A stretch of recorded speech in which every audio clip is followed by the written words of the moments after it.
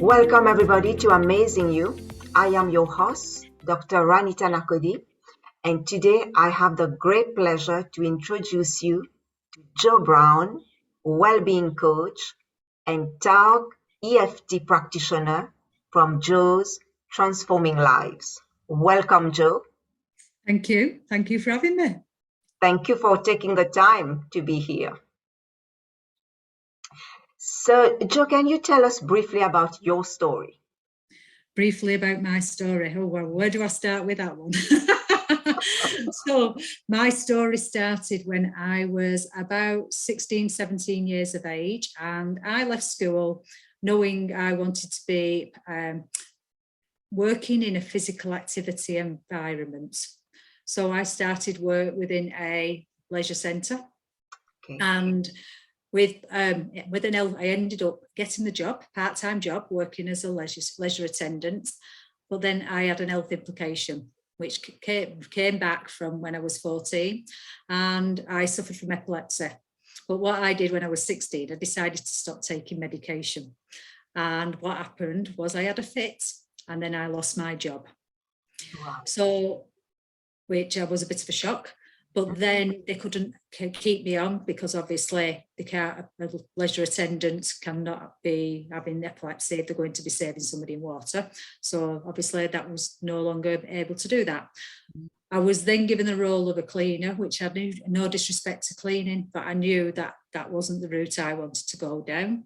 Mm-hmm. So I saw a college course doing physical activity, coaching, learning all different sports, teaching different sports. So I went on that course and I did that, completed that for about 12 months. But then once I finished it, I didn't know which way to go. Wow. And one of my mum's quotes is, "You've got the family failing, you have no confidence."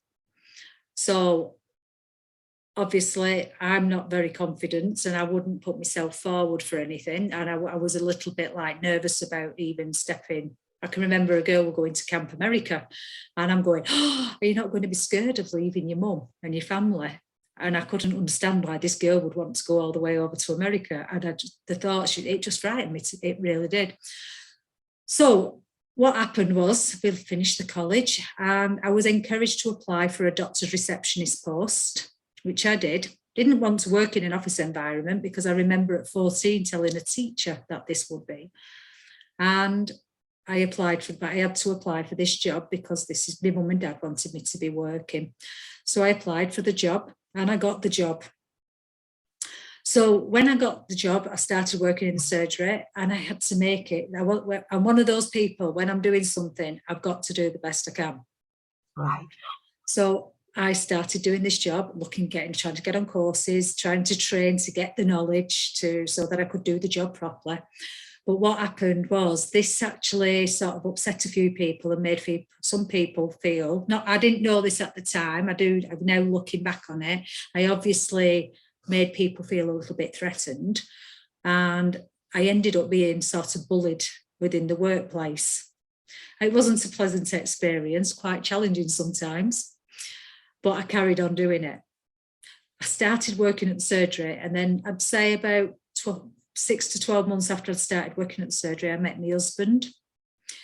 Anyway, obviously it was my boyfriend to start with, but then he asked me if I'd marry him, and I got married to him. Mm-hmm. And then I had one son, and then I had another son. But I was still working in the surgery. But all this time, I was quite angry and frustrated because deep down I knew I wasn't really, it didn't feel right. My life didn't feel right. I felt uncomfortable in life. So, but it carried on and I carried on working. I actually achieved practice manager. So I actually built myself up to the practice manager level eventually. But then in 2008, I walked out on my husband. I literally just walked out. He went to work one morning, 1st of August 2008. And he came back and I'd gone. I'd packed things in my bag, in the car, and off I went. He phoned me up and said, "Where are you?" And I said, "Oh, I've left you today." But interestingly, even though I'd left my husband, I still had those feelings that I didn't feel right. Right. And I was still in the same job. So obviously then I started to think, well, maybe it wasn't the husband, maybe it was the job. Mm. So 2 years later, there was a job advertised and I applied for a new job at another surgery, which I got the practice manager's post. So I ended up going to this new surgery. And initially it was all like, what do they say? It's like a shiny coin. It's all brand new and it's all exciting and everything.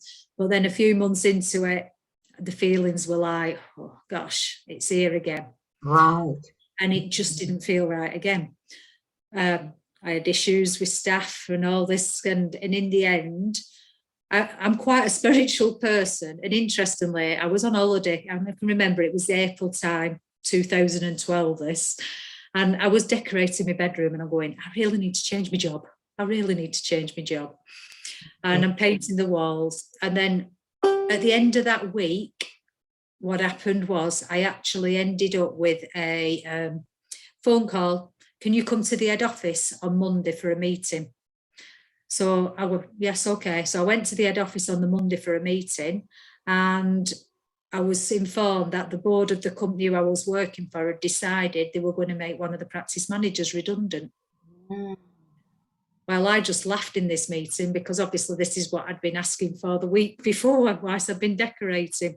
So I actually didn't fight for the job and left the job, but I went into coaching children in physical activity, which I'd actually been doing since 2005 as a voluntary thing. So I actually managed to, thought I'll go and get my bill.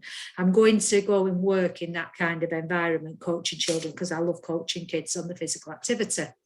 So that started building that up. So I went from £26,000 a year job down. I think that year I earned £6,000. Didn't even cover my mortgage. It was quite stressful. But here I was happier. I was an happier person. There was still something there, but I was still happier than what I was, if that makes sense. Yes. I carried on doing the coaching, and I love the coaching. And then I got offered the opportunity to go into a GP surgery again. So I took the offer on, thinking, well, let's give it a go. And again, the money was good. I lasted 8 weeks, and I'm like, it doesn't feel right. It really didn't feel right. So I told the GP, I said, I'm sorry, I can't do this anymore. She said, but we're paying you really good money. And I went, the last 12 months has proved to me, it's not just about, I've got to have the full thing. Yes, we need money, but I also need peace in myself. And this isn't giving me the peace. So I went into coaching. I was coaching the children. But whilst I was in the GP surgery, I actually saw a connection between stress and anxiety and chronic illness. And I always said it was about educating people and letting people understand what the consequences of having the stress and the anxiety, and about having a healthy nutrition and viewing the physical activity, a combination, making sure it's a balanced thing. Do I make sense? So in 2019, I ended up with seeing a wellbeing coaching course. So I went away for a week on this course, and it was run by a lady called Claire, and it was with Raw Horizons. And I did this course, and I'd done a lot of personal development over the years, quite a few years, watching videos and things. So when I went on this course, a lot of what was covered, I'd already knew about it because I'd listened to books, I'd listened to podcasts, or the YouTube videos and everything. So a lot of it was already embedded into my brain, into my head. And I was like coming out with things, but then coming out with a little bit more. But then interestingly, when I finished the course, a friend of mine said, I can't understand why you're not coaching. Because she was actually on the course. She went, I can't understand why you're not coaching. She said, because you've got all the skills there, you've got all the knowledge there. What's stopping you from doing it?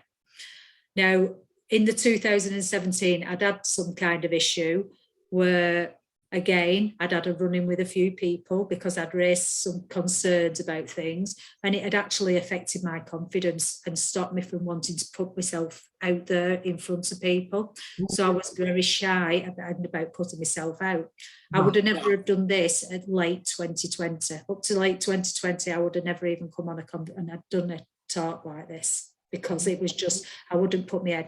But in early 2020, just as the lockdown was, just before the lockdown, I connected with a coach, and I'd actually put something on Facebook about a dream what I had, and saying about it coming true.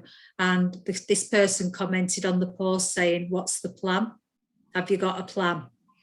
And I messaged back and I said, "I'm sorry, but I won't be discussing this on here." But I messaged him privately, and we started connecting privately. And I said, "Oh," and he was actually a canoe coach, and I love canoeing. I love do the outdoors. But I was getting frustrated that I couldn't get on moving water. And I could see he was a coach, but he was also a canoe coach, but he was also a personal development coach. Wow. So I knew he'd know about the chimp, as Professor Steve Peters calls it, the chimp. And I said to him, I said, "Can you help me with my chimp in a canoe?" So when he actually had a conversation, he says, "Actually, Joe, there's more than a chimp in a canoe. What's the issue here, I think?" So we ended up having a few sessions, and it was to do with my confidence, but there was also, I was suffering from trauma as well. So he did a few sessions with me, and we managed to work through it. And I've been building myself up since then. Wow. That's my journey, really. And for the since the end of 2020, I have been moving forward on my mission and helping and supporting ladies, especially, to live their best life and be who they can be. And let's see who they can be. But that's my journey, and that's why I do what I do. Can you tell the audience today what inspired you to start your business, Joe's Transforming Lives? What's inspired my business? Right. So I was thinking about this.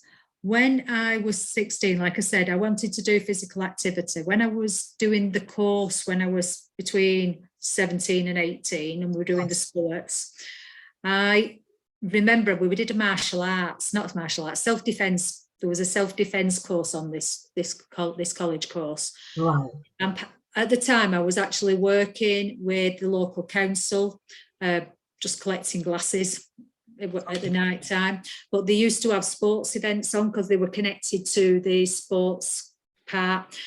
And they had an event on for ladies.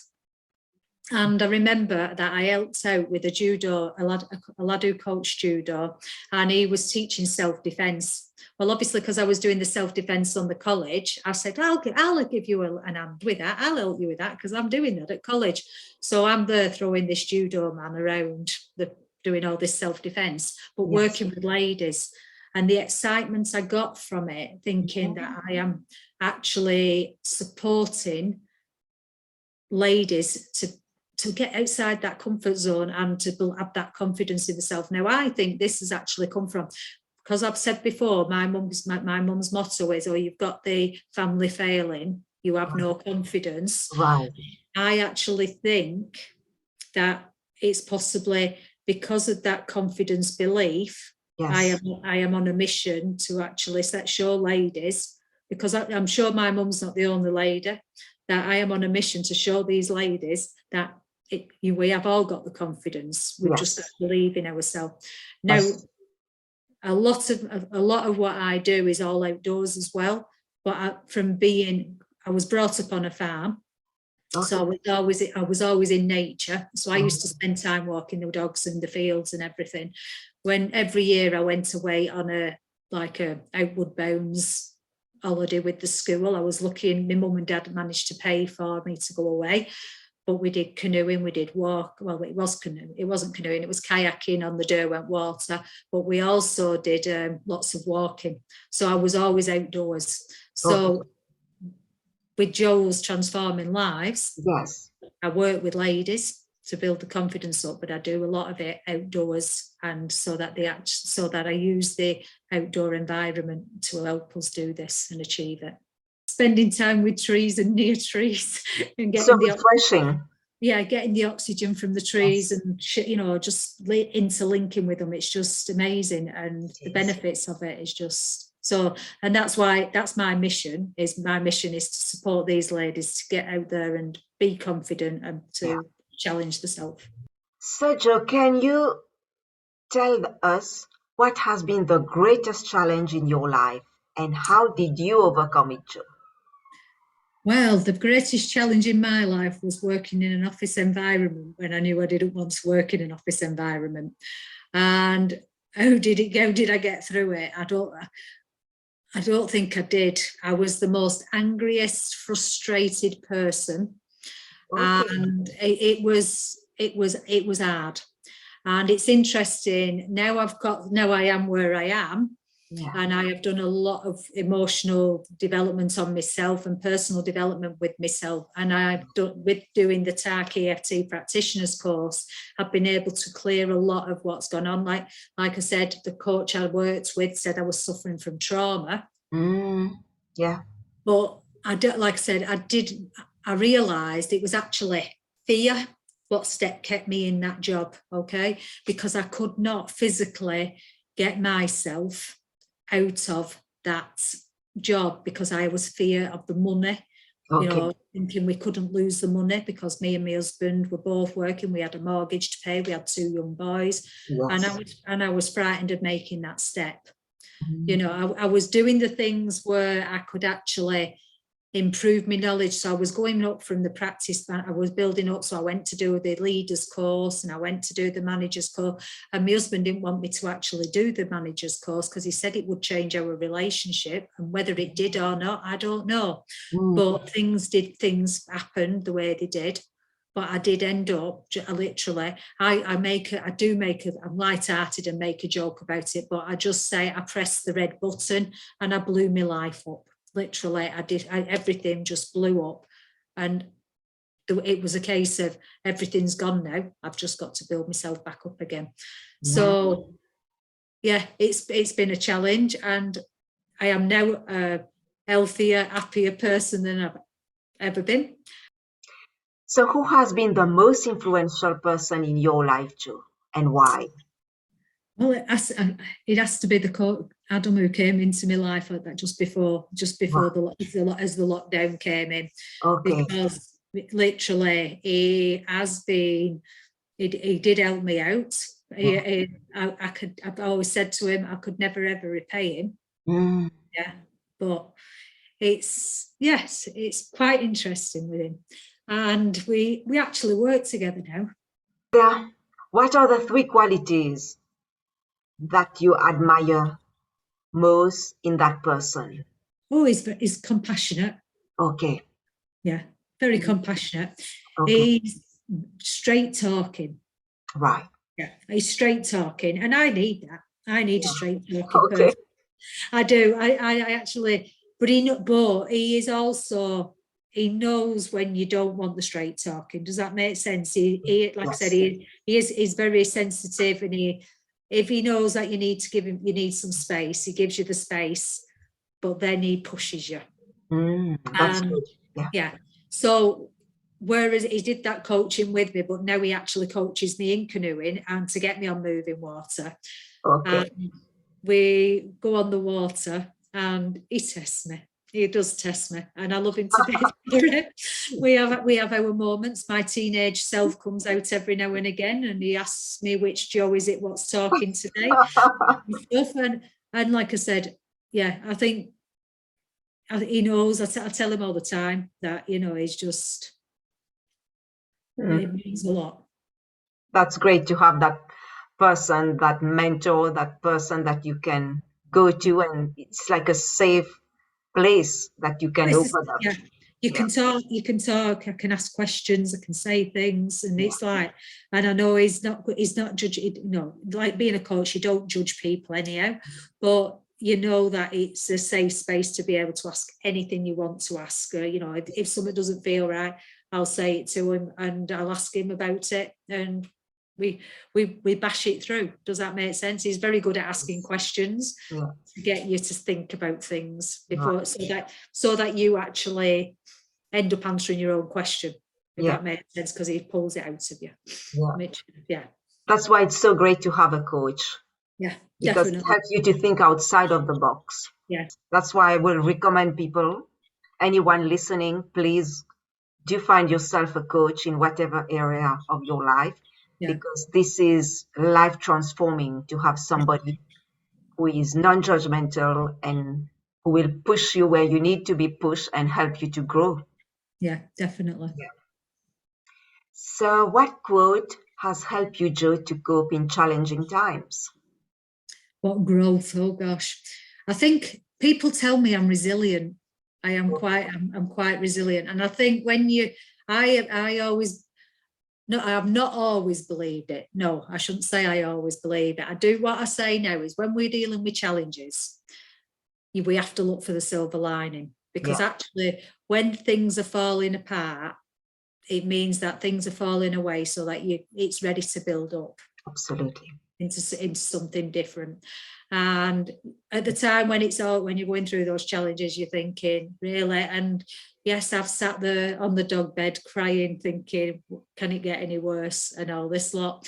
But actually, it was falling apart for me to build up. Plus, I wasn't doing the things I should have been doing because of the fear, and because I was lacking the confidence, and I didn't want to put myself out there. So because I wasn't taking any action, things were falling apart, if that makes sense. So it's just, we have to take the actions to change things. So if things are falling down, rather than just stand there and just ignore it and think it'll be all right, well, actually, no, it won't. We have to take the action to make sure it's going to be all right. And it's something, if I'll hold my hand up, it's probably took me a long time to actually learn that and actually deal with it. So it's a case, but taking action is the number one thing you need to do. And as much as then it's getting somebody to support you with it and to get you through it. It's like, and I'm going back to Adam again. Some of this, I would not step out. I wouldn't push myself out there. But with his support, I was able to believe in myself and be able to put myself forward. It's like, one of the things we talked about was me doing a presentation and me talking. And I'm going, I could never stand in front of anybody and talk. Now, in March, I'm going standing on a stage talking to some people about weird and wonderful things, what have happened in my life. Now, I would have never thought I've even put myself up for something like that, but I'm taking the action to do it. And it's that, and the more you do it, the more you get to believe in yourself, and the more confident you become. And that's in everything. That's in all life areas of life. Thank you, Jo. So that's the tapping sessions. I do group coaching as well, and I do also do one-to-one coaching. So that's the tapping and the coaching session. And I run retreats as well with Adam. We now actually do a Challenge Yourself retreat. And these are a weekend away. We go on the Friday. There's one in the Peak District, which is Get There Friday.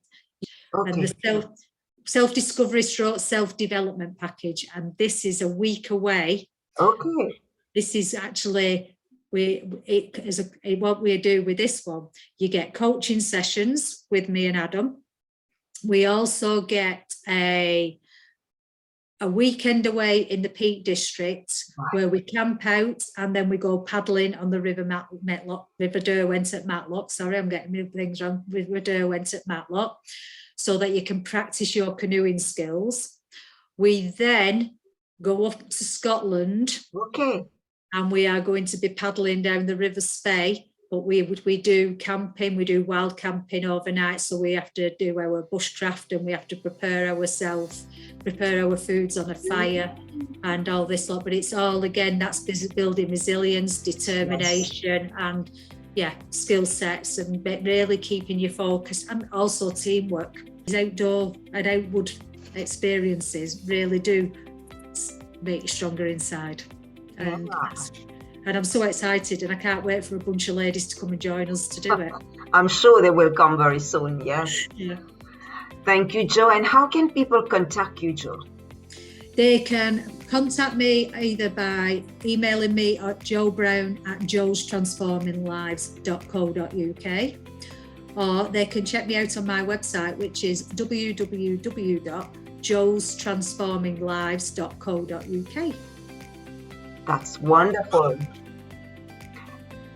Jo, I would like to say thank you so much for taking the time today to talk to the audience, to share your experience and what you do.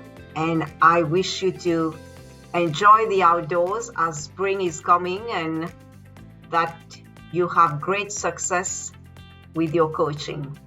I'm looking forward to it, and thank you for inviting me on. I've really enjoyed it. Thank you, Jo. Thank you.